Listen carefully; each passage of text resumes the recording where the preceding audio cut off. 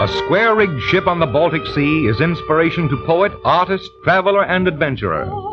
It is synonymous with the Scandinavian peoples, the Swedes in particular. A foggy daybreak finds us at the end of our long sea voyage, in the entrance to the harbor of Stockholm. We anchor our own little vessel, the Wanderbird, and there she is, to wait for the rising sun to burn away the mists before we sail into the heart of the historic capital of Sweden. Stockholm is a city of islands and canals, which has given it the name of Venice of the North. On our way, we pass the famous Nordiska Museum and are soon gliding toward a veritable forest of masts that rise from the decks of scores of sturdy, weather-beaten sailing ships that have come home from every corner of the stormy Baltic and the seven seas. Here, their wings folded for a brief rest, they leisurely exchange their cargoes, soon to spread their gray sails and drift away again to keep up the traditions of their ancestors. Stockholm harbors one of the last commercial sailing fleets on Earth.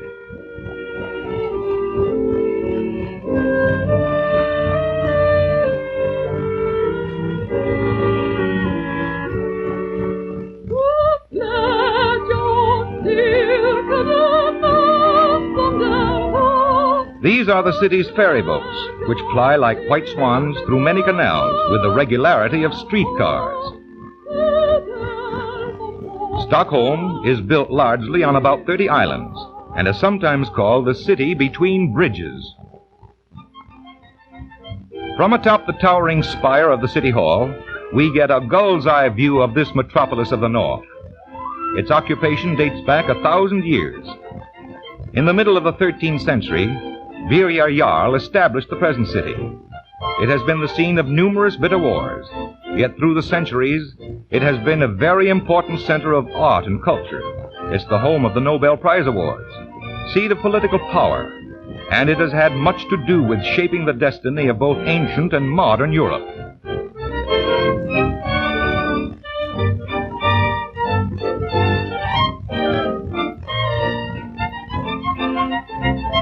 In certain respects, the city is ultra-modern. Modernistic is a more appropriate term.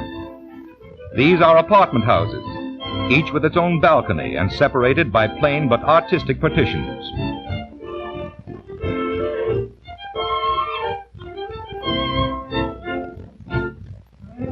The main street is something of a pleasant surprise to travelers from America. Although the traffic moves without apparent difficulty, no automobile horns are allowed to be used, nor is any person permitted to smoke while driving. Pedestrians are given all the breaks in Stockholm. Something to think about.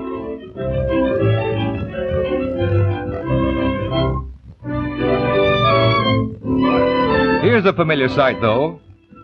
The toy balloon has the same appeal to little Swedish boys as it has for all other little boys. One of the most interesting and attractive of all the buildings is the City Hall. A product of recent times, it is considered one of the finest examples of modern architecture and has given its designer, Ragnar Östberg, an international renown. Its spire rises high above the city, crested at its lofty top with the 3 golden crowns of the Swedish coat of arms. Its picturesque colonnades, with their artistically symmetric shadows, fascinate all who see them.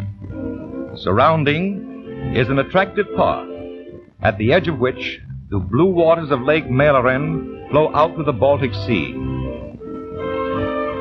The architecture is a pleasant mingling of Swedish and foreign influences, particularly Venetian.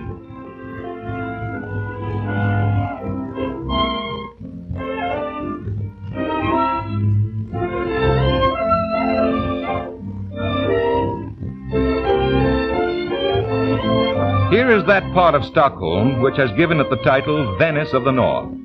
Its many waterways that wind through the unique archipelago on which the city is built are amazingly clear and clean. The city's very modern sewage disposal system keeps the water entirely free of pollution. The old town, of which we here have a lofty view, still retains many medieval features and is rich in native picturesqueness. Even its open-air marketplace, where everyone comes to trade, still occupies the same site selected for it by the city's original founder.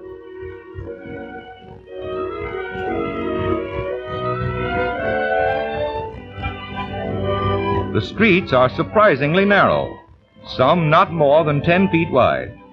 These are necessarily closed to all forms of traffic, except pedestrians. Archways occasionally permit the streets to go right through houses, and sunshine seldom reaches the age-worn paving, except for a few brief moments at midday. Stockholm also has its own variety of Coney Island. It is called Tivoli Park. There are free band concerts and vaudeville shows, also Swedish merry-go-rounds. But most unique of all are the Ferris wheel swings propelled by the rider's own exertion. Apparently, young Sweden's idea of the man on the flying trapeze.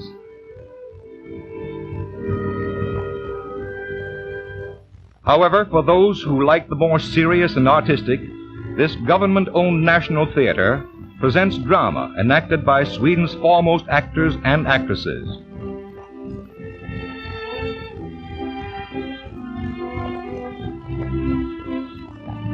In keeping with their noiseless street traffic, here is how they solve the problem where 27 main roads intersect in the city. By means of circles and ramps, the autos, streetcars, and other forms of traffic flow continuously and without a jam. Something else to think about. These are kilns in which some of the beautiful Swedish pottery is baked and hand-painted by women who are artists in their profession. Notice the earphones they wear, providing radio entertainment while they work. In some of these plants, you can find pottery in most every form, from beer mugs to pink elephants, or exquisitely delicate medieval princesses.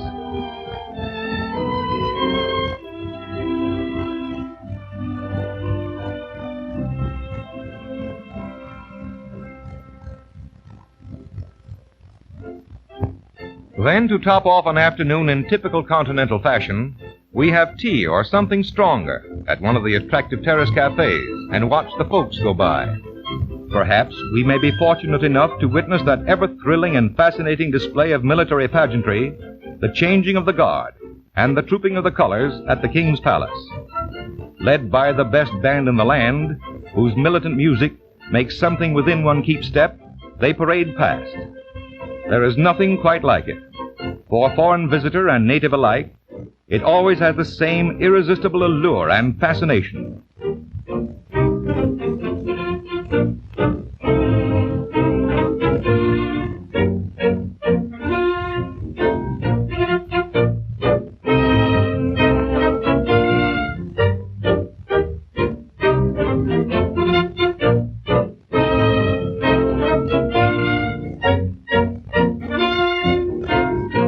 When it's over, we return to our glasses or our cups. Somehow the day has slipped away into that limbo of things not forgotten. Night is settling on the medieval spires and blue canals. Most of the busy little craft that through the day had chugged or glided along the winding waterways have come to rest in their own respective anchorages. Even the parks are deserted. All is quiet. And so in our very best Swedish, we say, Adjö Stockholm, the Venice of the North.